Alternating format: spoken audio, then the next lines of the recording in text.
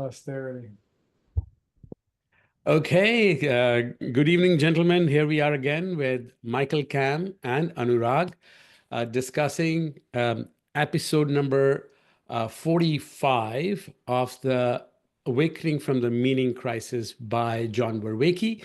This is really the reaching the peak of the climb, because I think this is where he pulls together all the threads and concludes with his proposed and working definition of wisdom. And so I'm glad we are here. And as always, appreciate the fact that we have invested so much time over the years, more than a year, More than a arriving year, at yeah. this. So I'm grateful for that. So, And I would leave the floor to both you and Cam, to you and Michael, to have some opening remarks and perhaps tee us off, Cam. Yeah, so as I was saying, I would cut right to the chase here and just read out, the couple paragraph account of wisdom from the end of episode 45 and then take that apart as we are so inclined. I'm game for that. I've got a part of the text that I want to emphasize later, but I think that this is the base, so we might as well dive in. What do you think? Okay, I'll read it out. Here's the account of wisdom. Wisdom is an ecology of psychotechnologies, an ecology of styles that dynamically, and that means reciprocally, in a reciprocal fashion, constrain and optimize each other, such that there is an overall optimization, enhancement of relevance realization. Relevance realization within inference, within insight and intuition, the connection to implicit processing, internalization, understanding, gnosis, transformation, and aspiration. Wisdom is an ecology of psychotechnologies and cognitive styles that dynamically enhance relevance realization in inference, insight and intuition, internalization, understanding and gnosis, transformation and aspiration. In that sense, what's happening is something that's already overlapping with the machinery of enlightenment. We're seeing that wisdom is a dynamical system that is counteractive to the machinery of self-deception. And that helps to afford the self-organized transformation in the life of flourishing, a life that is deeply meaningful. So you seem to have an inclination to go somewhere right away, Michael. Yeah, let me find it real quick, because it's amazing how there are parts of his work that overlap with what I discovered and believed before I took the course. Let's see if I can find. Here we go. So it's this part. Let's see what section it's under is. I don't know how to say this right. Safrasine,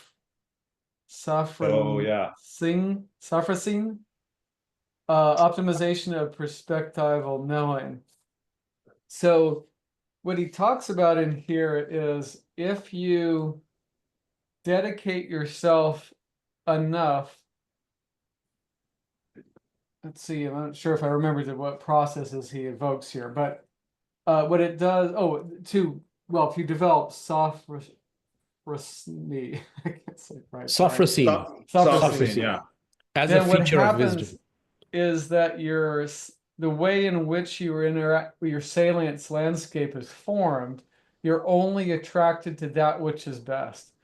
And it's automatic. So this is, let's see if I can come up. We talked about Augustine, love God and then do what you want. But the thing is, if you're putting love first, that means you're not doing whatever you want, or what you want is what love points to, right? And and that means that you have this quality, right? And you will only be tempted to good, right? That's the thing.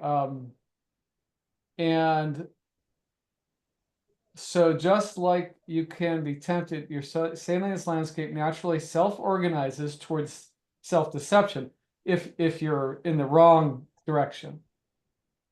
Your salience landscape, if you're wise, naturally self-organizes towards seeing through illusion, zeroing in on what's relevant and important and how it is relevant to the project of becoming more virtuous and having more meaningful life.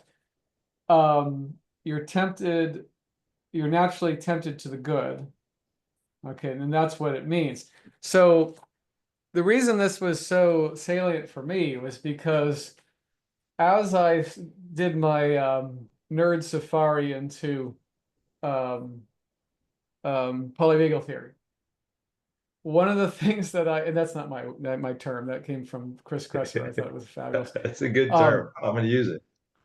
What I thought I was understanding is that if you orient your subconscious system so that it's adaptive, then you will automatically respond to your world in a way that makes your life work and support health and restoration and goodness. Same thing. Now the ways in which you reach it are in more detail through Vervaeke than polyvagal theory. I think polyvagal theory has a lot of blind spots, which all theories do, right? I mean, there's all these unexplained areas, but are there things that aren't really implicitly stated by Porges. But then when I read this, and I was like, oh my God, that's exactly what I've been trying to do for myself and my people that are in chronic pain, is to figure out what mechanisms have to be shifted to allow their system to functionally respond to their environment so they're not in distress. Because these people are constantly in distress because their subconscious system interprets the world as being threatening all the time. And then what's it, and I ask myself, how is that any different than a meaning crisis? Same thing. Yeah. All right. So that was when I was reading this, I'm like, God damn it. Like, that's amazing. Like, that's exactly what I, in my own way, came up with in terms of what it is that I'm trying to figure out. Like, I'm trying to figure out what are the mechanisms, practices, and ways of orienting that bring about this result, so that all these people that I work on that are suffering, and even people in my personal life, there'll be a potential to help alleviate that suffering to some degree, or maybe much of it, by figuring out the mechanisms and practices and orientations that would bring about an automatic, functional and adaptive response to life. Right. And I think that's exactly what Vervaeke's goal is, I would say. So, and of course the mechanism, the pathway is wisdom. I didn't ever thought of it that way exactly, but I think he's really presented a very compelling model that I'm excited to try to put into practice more, as I go, because it's so, I mean, it's incredibly detailed, which sometimes I like that and sometimes I don't, but I think that his intention is very clear, that to me, that's what he's after. He's after figuring out exactly what I wanted to figure out, and in the Vervaeke way, which of course is a little different than I approached it to some degree, but very helpful. So I just wanted to highlight that because that really jumped out at me, and I'm like, I am, and actually a few episodes back he talked about how it isn't obvious in any given situation which virtue you should use and how much, right? And this is again that sort of both a combination of intellectual knowledge and intuitive sense is how one might have a better chance of hitting that target. Right? Because, like you said, being kind is always good. Not necessarily, right? Because if you're too kind, you're enabling someone. If you're too harsh, then you might discourage someone. How much is right? Well, that's part of the question, isn't it? And how would you know? How would you sense it correctly? Well, that's what he's trying to teach us. Right? So, anyway, what do you guys think? I mean, that's only one bit of this, but it was something that really grabbed me. You want to comment, Anurag? You have anything? No, I'm listening to Michael, and I'm going through how he builds his definition, because I think we should definitely come back to teasing apart his definition and chewing on it because it's so rich, like a Absolutely. big steak, right? So before we do that, but I wanted to see in this same episode, he builds it. He builds it by doing synthesis of previous working definitions. And what I liked about it was that he starts by saying that definition, one way of thinking about integration is integration of all four ways of knowing. Propositional, procedural, perspectival, and participatory, right? Yep. So it's not just a matter of being excellent in one, it's an integration across all four ways of knowing. And then he starts by saying, look, propositional knowing will get you very far, and it might give you, his words, a product view of the world. Like this is how the world sits, facts and principles. And you can infer a lot of things from it by being actively open-minded, which is a concept he introduced about epistemic humility.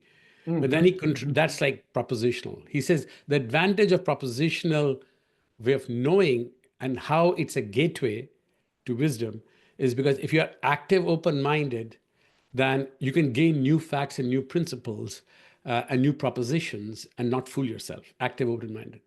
Then he double clicks on the next one. He says the procedural way of knowing is developing skills.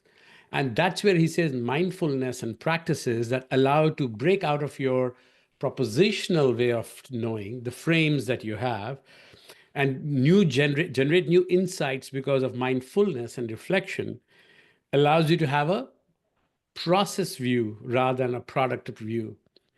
And then he stops and says, while all of these are good, these two are not enough, and you need to go down to participatory view and perspectival view. So then he says, that's why it's all four. But by the time he gets to participatory view and perspectival view, he starts saying, well, perspectival view says that, you need to be, this is where he brings in this idea of sophrosyne. Like, you have to have a balance. Like, you just don't need your perspective. You need the world's perspective and other person's perspective. And so you need to constantly balance that. So perspectival gets you there. But then he stops and says, none of these are going to work because these are not transformational. It doesn't change the center identity or center core of who you are as a being.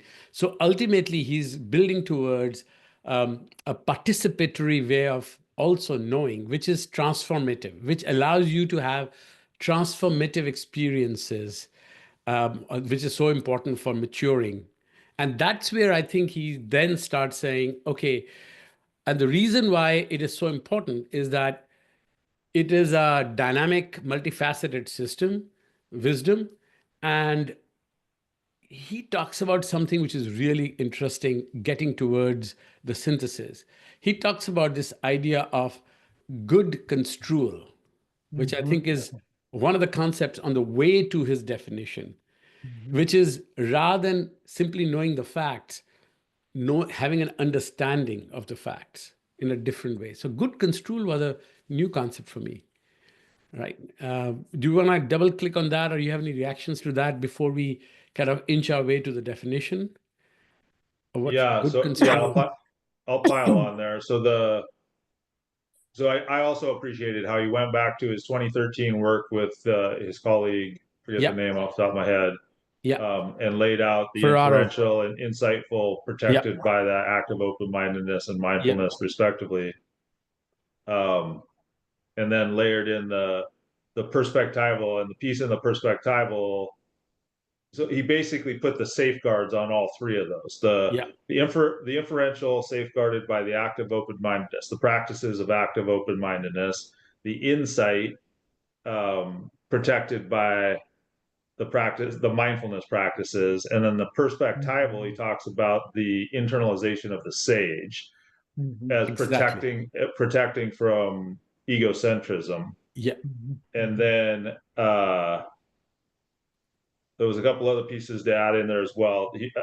In my notes, I had noted that the active open-mindedness on the inferential side, so that's the propositional side, overcomes fallacious reasoning, Mm-hmm. whereas on the insightful side, protected by mindfulness, that overcomes fallacious construal. So there's your construal.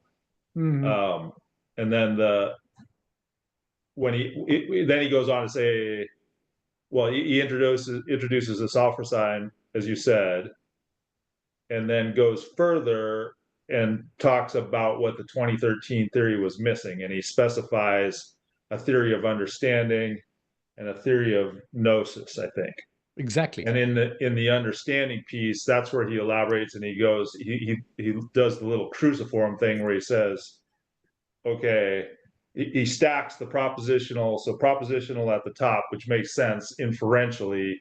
So if you can draw inference from a propositional, your propositions, yeah, presumably are inferentially based on what you perceive.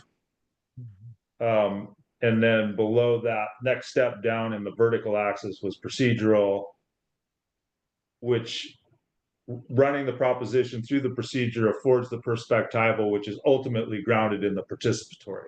Yes. And you get on the vertical axis, you get a grounding going down, and then you get the emergent coming up, because you get the feedback from your participatory knowing back up to the propositional. And then horizontally, the understanding is the capacity to grasp significance of whatever knowing you're considering. And that horizontal axis was plausibility generation, is how he laid that out. Okay. It's worth pausing on understanding, because he's basically saying understanding is about problem finding and problem nexus. So understanding is not just, and that's why he's saying understanding requires all four kinds of knowing to be fully absorbed. And it's really profound when you understand something, because you understand not just the facts or the process or the skills or the perspectives, but you understand the significance of all of the above. And this significance detection is what he calls understanding. And of course, he ties it to relevance realization. But he says, why is it important? Because understanding is what allows you to explore problem finding and problem nexus, which is different than simply having an answer to a situation, right? Which is really the very important part. I continue to be impressed by how central is this idea of problem understanding, problem framing, problem nexus, because so much of, if I may riff for a second, so much of today's view of intelligence, and particularly AI in the machine learning sense, is all about here's a problem, solve it. Here's a problem, solve it. And we are enamored by either the speed or the capacity or the intuitive so-called intuition of solving it. So we are so much enamored by the solutions. Whereas he continues to say relevance realization and significance and understanding is actually pointing towards problem understanding and problem nexus. So that to me is very profound. That tells you that none of the current AI stuff that we're talking about is basically child's play, because it doesn't get to reformulate the problem. Yeah, and doesn't agree. give you That's well insight said. into, so therefore it's not far from able to achieve any wisdom at all, because it's barely touching propositional and doesn't have right now the other three. Anyway, so that was my riff, because I think so much of his understanding and significance of understanding is so profound than simply quote unquote knowledge of certain facts. And then he uses this to say, now you can use this for next level of transformation of somebody, right? Which is what you were alluding to. And this is where he says the gnosis, and particularly he then breaks it into the idea of inspiration and aspiration, right? Which is very interesting. Sudden insight is inspiration. And he uses an example of L.A. Paul's work, when you have a brilliant flash, when you have been struggling with something. And then he says incremental insight is aspiration, like aspiring to be a music critic or appreciate music more, which is slow and steady. On day one, you're not. And perhaps on the 100th day, you have appreciated more music. And that's where I think his Second very important concept, which I did not appreciate till I went to this through second time, was this idea he calls there's a word he uses, um, Proleptic proleptic. rationality. Yes, which is, That was a mind blower. yeah, because not it's like a rationality which you aspire and inspire to be, but not yet there. So it's a precursor to the conventional way of thinking about capacities, right? And he uses that as a framework for transforming yourself to be, let's say, a better music critic or appreciating. He's saying how you transform, you have to already know what you want to be at the some level pre-rationally, and very interesting. Yeah. That was very well said.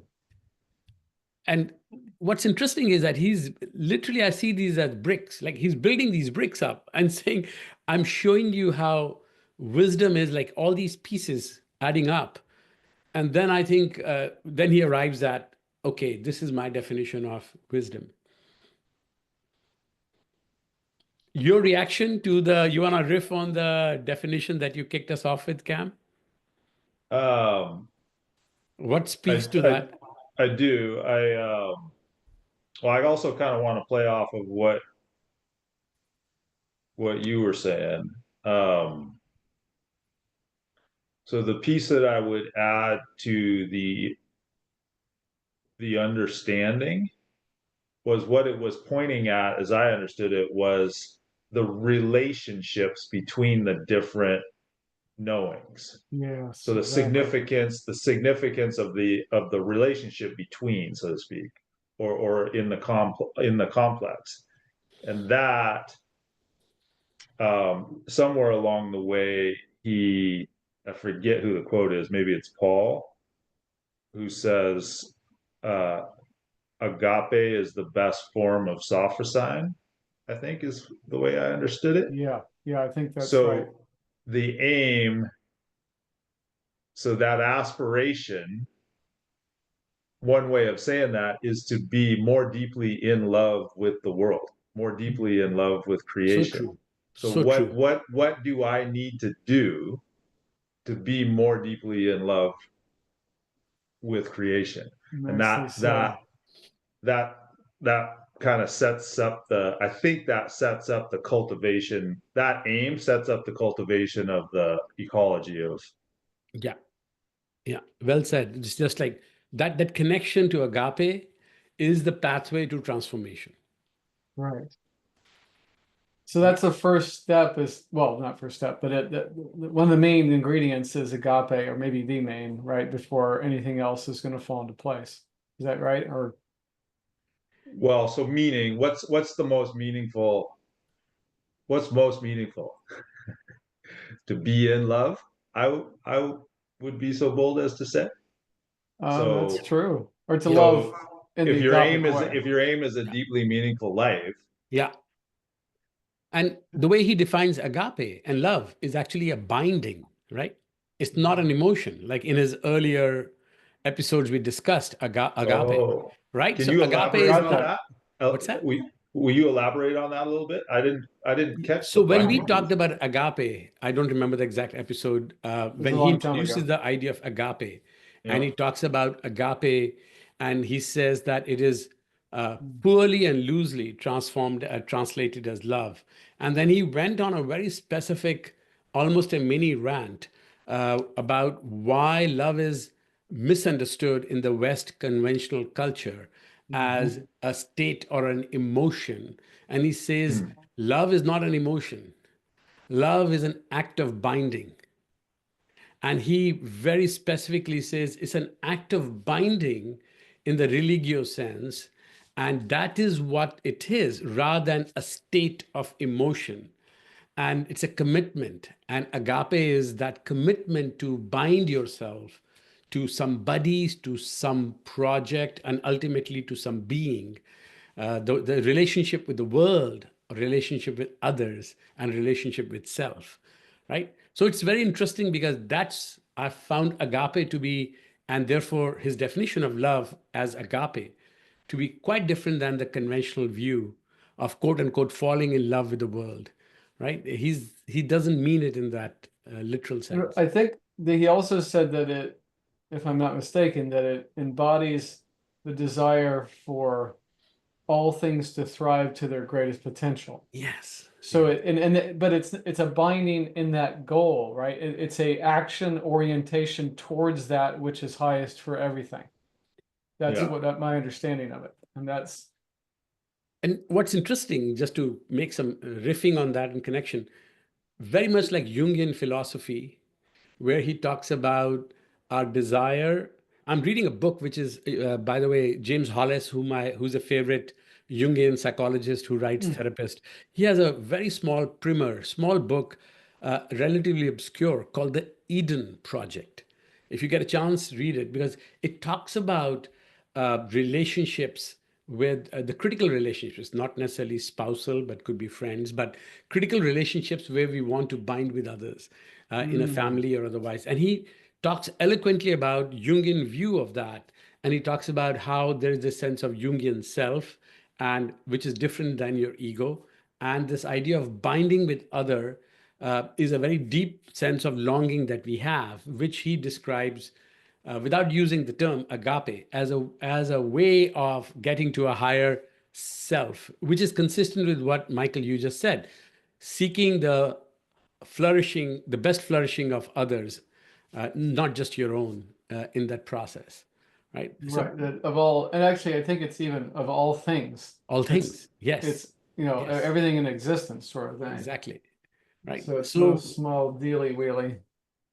So it's a very powerful sense of transformation. And what's interesting is that in his definition, which we should come to, he has made this now part of wisdom definition. Vervaeke has this concept. Go ahead, Cam, you want to kick us off on what you react to in that wisdom definition? Well, I'll just start at the top. And the styles says wisdom is an ecology of psychotechnologies and cognitive styles. So when you hear that, I wonder how you hear that. So the what's a cognitive style? An example of a cognitive style. So I take that to mean things like active open-mindedness, meditation. Those are the styles he talked about earlier. And that shorthand for him is cognitive styles. Okay. And psychotechnologies are not just simply like writing and reading, but other tools that we might use to achieve those cognitive styles. That's why he's talking about ecology, right? Like a bunch of psychotechnologies you might use. You might read, like reading sacred text and reflecting on it would be to me that way, right? Journaling to get your thoughts centered would be a psychotechnology, right?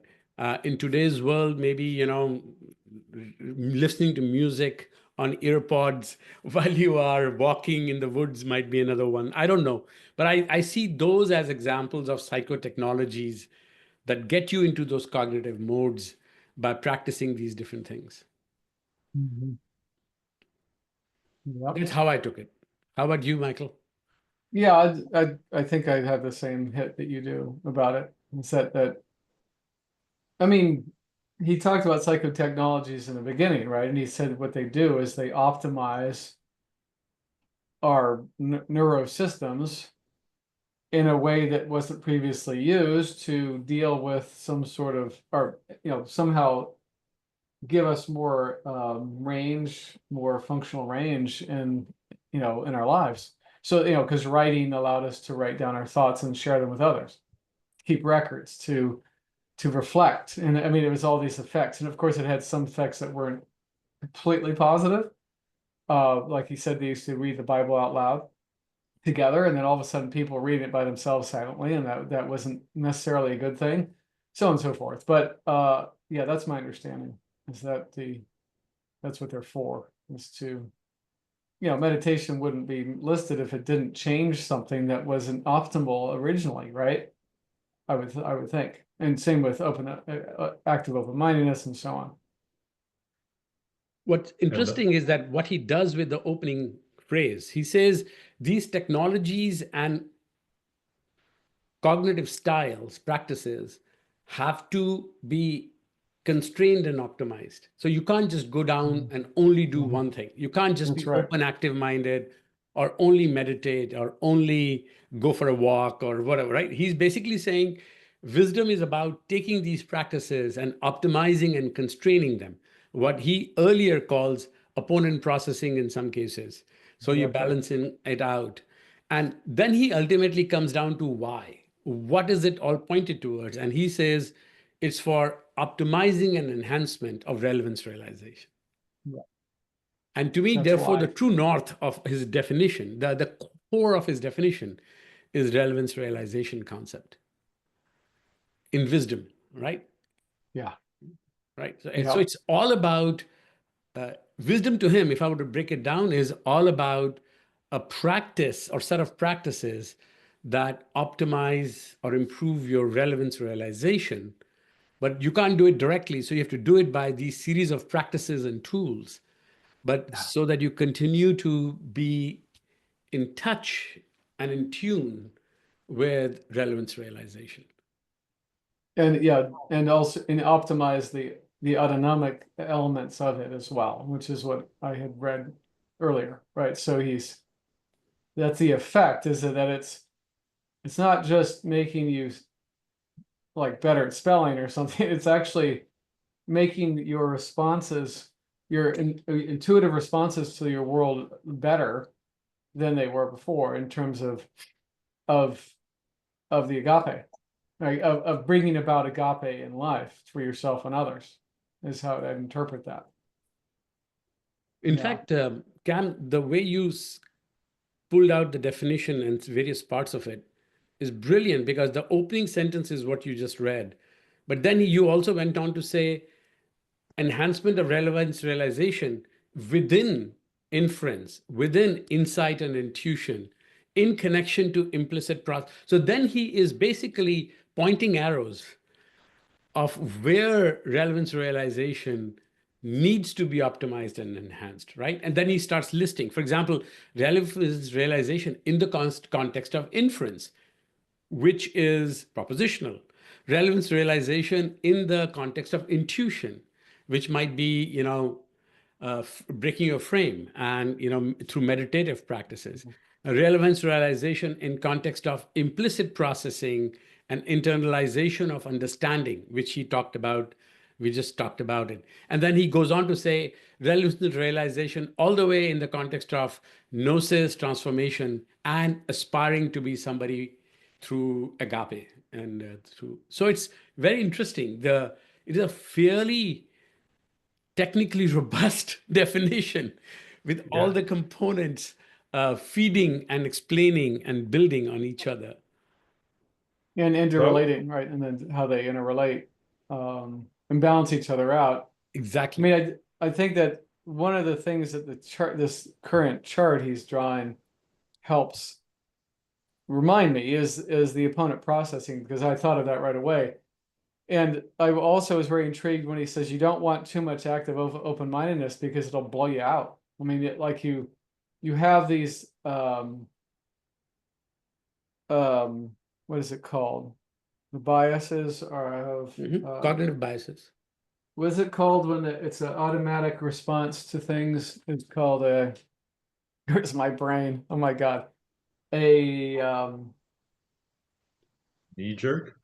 no, it's a psychological term. Oh my God, it's on the tip of my tongue. But anyway, what it means is that we have generalized responses to things that it's kind of under the definition of bias, but it's called something else. Heuristic. God, Jesus, I'm getting old. Shorthand. Yeah.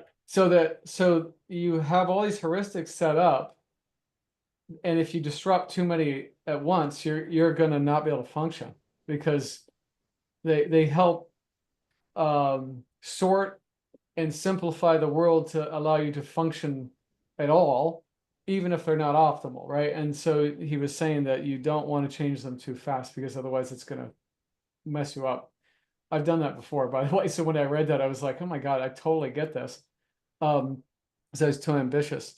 But I also think the thing that's so profound is this sort of Tao sort of principle that you don't want too much of anything because it's going to create a problem. And I was very intrigued when I learned that depression, anxiety, and other disorders are they're caused by a lack of reciprocal communication between certain brain regions.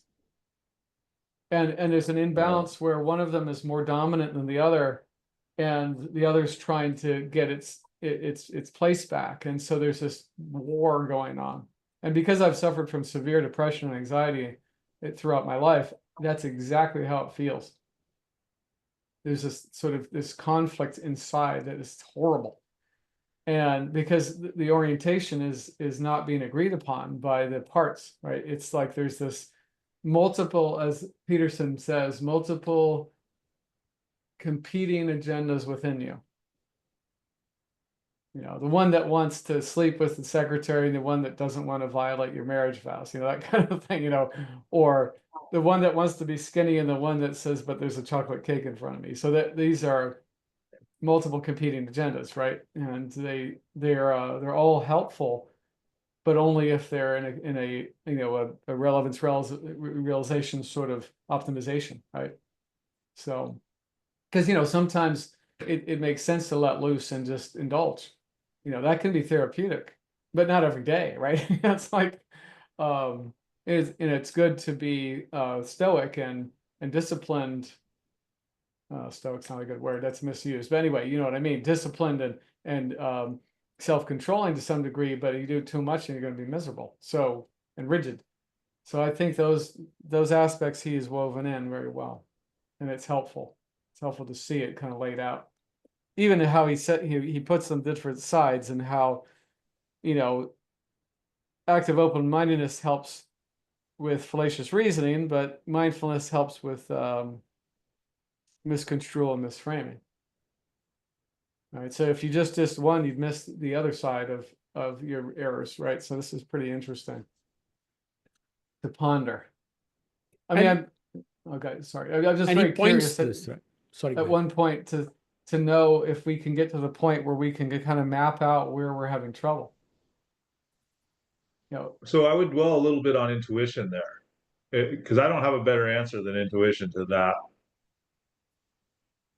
And if you guys, so first of all, I'd love to hear you talk a little bit about intuition. So you just said, how did you say that? How do we know when we're getting out of balance?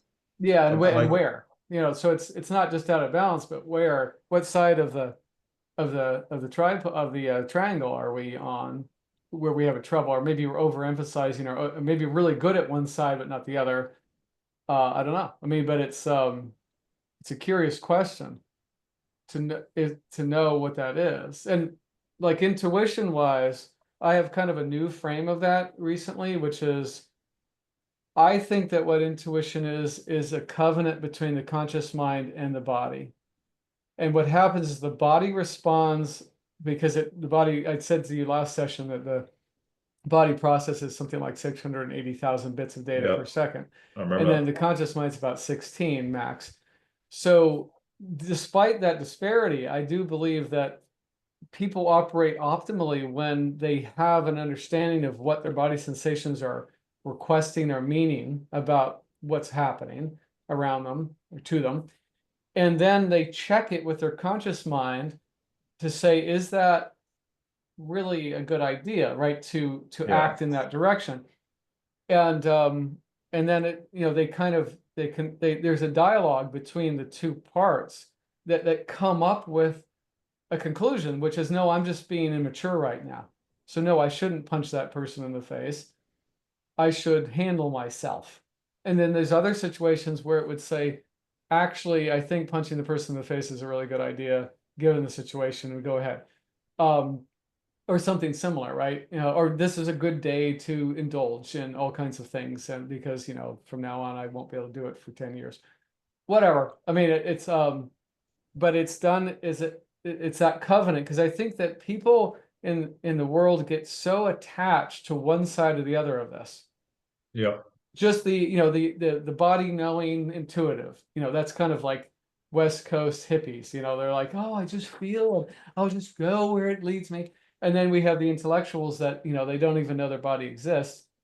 How about both, right? How about both in concert, in a dynamic sort of communication and sense within oneself that has respect for both? I think that's more powerful and more real. Is my opinion. Yeah. That's my current frame. So listening to you, what that's causing me to think about is, so I was wrong.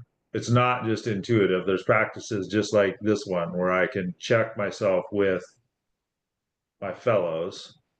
Yep. And then there were two practices in particular. So I've worked quite a bit now with Julia Cameron's Artist Way Oh, and good. Jill Yeah, that's Bolte great. Taylor's. Jill Bolte Taylor has a nice little, pretty simple practice that she refers to as a brain huddle, which is exactly that. Through she gets you to name, she gets you to notice the character of those different pieces internally, and then she gets you to, the practice is to put them into a deliberate dialogue when things start to feel like they're going wonky.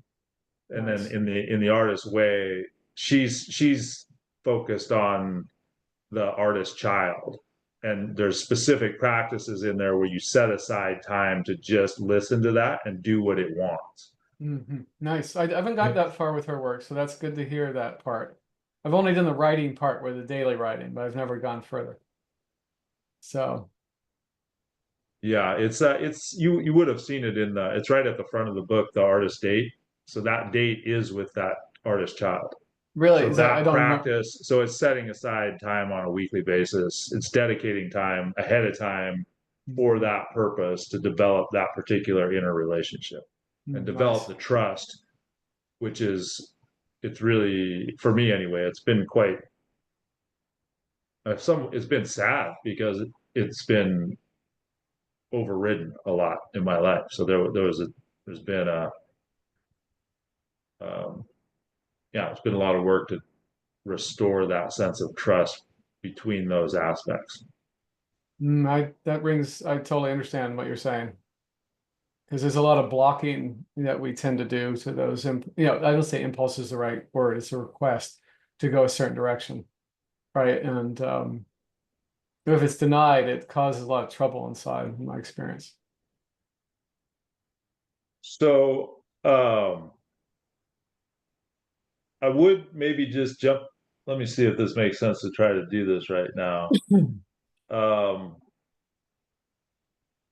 there was one particular question in 46 that really stood out to me, where he states, the query, how does the transjective relationship sit within an overall account of the structure of being? And he's playing off of, I think it's Heidegger who called attention to the fact that we are the beings whose being is in question. So Interesting. I don't know. This is, I'm making a bit of Beautiful a line. leap here, but Beautiful line. this is also related to the understanding, the bit that we already covered on the understanding, and understanding the relationships between the different types of knowing. So this takes it all the way to ground, so to speak. That question is, how does the transjective relationship sit within an overall account of the structure of being?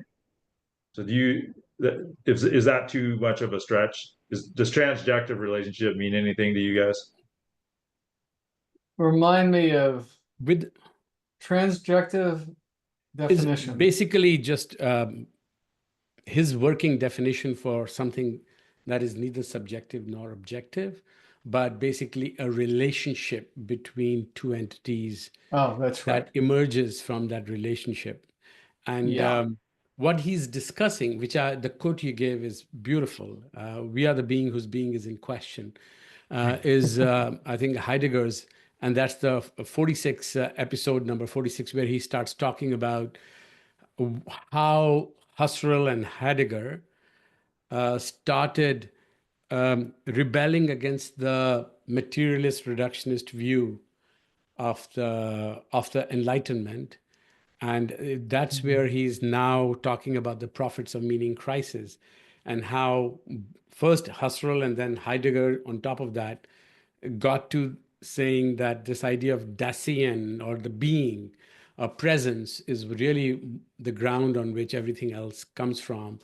And that gets into metaphysics, not so much. Yeah, and that's the ground upon which we are discussing everything else. And that is primary as compared to this view of the world that is abstract, that is rational, that is materialist and reductionist, according to mathematics or science, etc. And I think come back to a phenomenological or first-person experience view as primary, and transjective meaning the first-person view and its relationship with the rest of the entities. So that's why he says ultimately everything is relational. Reality is relational rather than having an object and a subject. And it's a relational part that we need to understand. I'm just jumping to how he's phrasing. You're doing great. I threw you a This is curveball good. and you did a beautiful job fielding it. Yeah, that's the McGilchrist talks about the encounter, which is that the encounter is when you are in the presence of another being or object, your reciprocal being with each other changes both of you simultaneously from the encounter itself. Yeah. So it isn't me and you. I mean, it's not me and then there's you. It's us. I want to recommend something that is fresh on my mind. It came through interesting way. Vervaeke recently interviewed Evan Thompson, who's a philosopher. And Evan Thompson wrote a book with three authors, one of them physicist, philosopher, I think a biologist. And the book is called The Blind Spot. And Vervaeke interviews Evan Thompson, the philosopher, one of the three authors of the book Blind Spot. And Vervaeke is like effusive and says like, the book is so fantastic. I've ordered the book, I've not read it yet, called The Blind Spot. And the whole point of that book and The Blind Spot is how the reductionist view of the world and science has resulted in loss of meaning and so forth. So it's very consistent with the meaning crisis and all the work we have been talking about. But here's the kicker. I just finished listening to 3 hours of an interview with Adam Frank, who is one of the co-authors. He's the physicist of the three authors of the same book, Blind Spot. And he has a 3-hour interview with Lex Friedman. Nice. Now, the 3-hour interview, you could almost skip the first 2.5 hours, because they are basically talking about Adam Frank's career and his perspective as a physicist, cosmologist, etc. So they talk about, it's a wild ride, everything about alien civilizations to cosmology to what's happening in the world at the edge of star systems. So that's all fun and games, and because he's a scientist talking at the edge of cosmology, that you can read. But here's the kicker. Last 25 minutes of that is Adam Frank as hard-nosed a physicist as there is, talking about everything we have just discussed. Wow, really? Which is that in today's physics, you cannot make progress without having some assumptions of metaphysical reality. And he says that metaphysical reality is the being, the presence, and the first person experience. And it's beautifully summarized because it is very, very consistent with everything we have done. And increasingly, the hard-nosed scientists and who are now arriving at the kind of psychological and philosophical conclusions So I'd recommend that. At least last That's 20, a 30 great minutes. recommendation. I'm gonna get that right away. And the other one too, which sounds amazing. Yeah. Yeah, Anyways, thank you. Wow. Very cool. That's Miguel Chris talks about this a lot too. I've not gone into part 2 of his Matter with Things. I'm still working my way through part 1, where he's laying the ground for this, I think. It's quite an endeavor, although I enjoyed All it right. thoroughly. I hope to do it again, at least in parts, because I thought it was incredible, mind-opening, and it affirmed a lot of what I had intuitively sensed about life. And I was like, oh my God, I can't believe I'm reading this, you know? So, A long, um, hard read, my friend. yeah, that took me 5 months to read, and I put a lot of time aside for it. It was even my vacation, I was reading for 3 hours at a time because Anyway, otherwise so guess we're near the end here of this time. Yeah. let's close out with closing comments and thoughts for this session. And um, any perspective you want to share? Well, I mean, my biggest perspective is that I'm more than ever really motivated to figure out how to put this into action, or into being, I should say, even better. It's because I believe that Vervaeke is in the right groove, Yeah. and I want to dig that groove deeper for my life and for those around me as I can, because I want what he's talking about.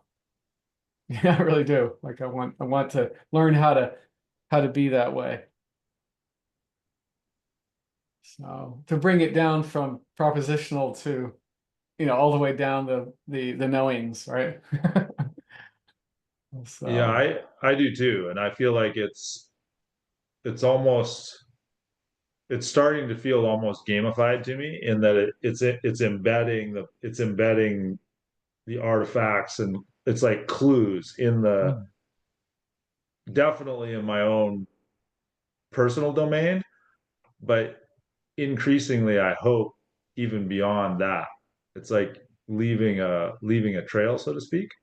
Mhm. I liked how you said groove, deep in the groove. Like you make it easier for others to move into as well. Or even, I mean, what I want is to have more of a sort of a automatic orientation in the way that he described here. In other words, I would, intuitively, more often at least, be virtuous in the ways that matter the most. Um, without having, without hopefully having too many snafus on the way. I mean, you're learning, right? Yeah. But we're not, it's the difference between upsetting your partner and destroying your relationship. It's not the same thing, right? So that's the difference I'm looking at. Like, I can make mistakes, just I can avoid the floozies if I can, right? Dent the car, don't destroy it. I mean, that kind of thing. Don't total it. Don't Yeah, total exactly. Fender bender, one thing. Totaling the car and going over the edge of a bridge is a whole nother thing. So let's cut it, because again, it's keeping yourself in that reciprocal balance between the opponent processing so that you don't go off the rails, right? That's the whole idea, is that you stay. It's kind of what they call it, the straight and narrow path, as they say in Christianity, right? That's what this is a form of, in my opinion. In my case, I'm trying to take the abstractions that I understand into a series of practices. And for me, the practices I need to invest more in are more intuitive practices, mindfulness, reflection, and perhaps even more rituals. Mhm. I've come to believe that, get out of the head and create certain rituals that allow to bring everything, as you said, the clues. The clues to me are rituals that you create that allow you to stay in the zone, right? And what are those rituals? I'm still struggling with it, but I think that to me is my journey. How do I create non-rational, intuitive, physical, embodied practices with rituals that keep me in the zone? Yeah, I'm doing it through play spaces, developing and holding play Mhm. spaces. Mhm. There you go. That's anyway. So Nice. thank you very much. Thank you guys. And I'm gonna stop here.